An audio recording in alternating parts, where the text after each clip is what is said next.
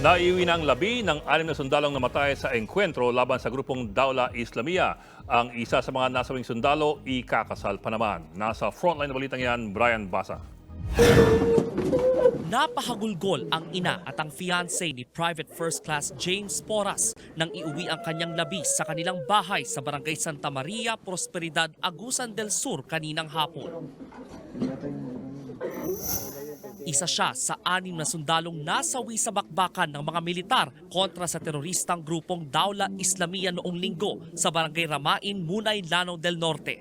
Kwento ng 7 buwang buntis na si Michelle, nakausap pa niya si Private First Class Porras 2 oras bago nangyari ang engkwentro.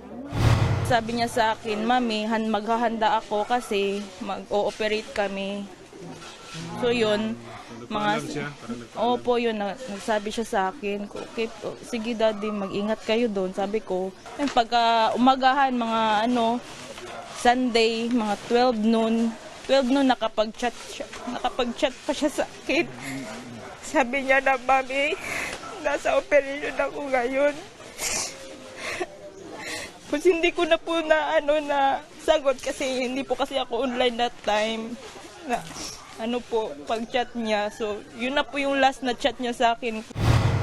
Haharapin ngayon ni Michelle ng mag-isa ang pagtataguyod sa kanilang anak. Pati ang kapatid ng nasawing sundalo, hindi pa rin matanggap ang nangyari. Sobrang sakit. Siguro, ganun. Mahirap siya i-explain.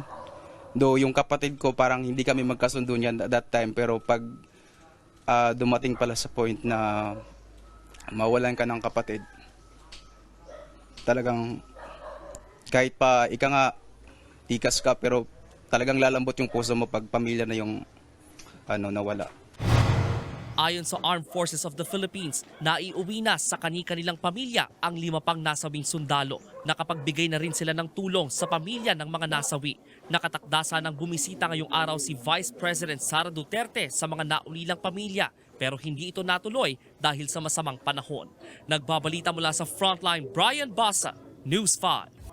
Mga kapatid, Ed Lingaw po, maging maalam at may pakialam sa mga napapanahong balita sa ating bansa.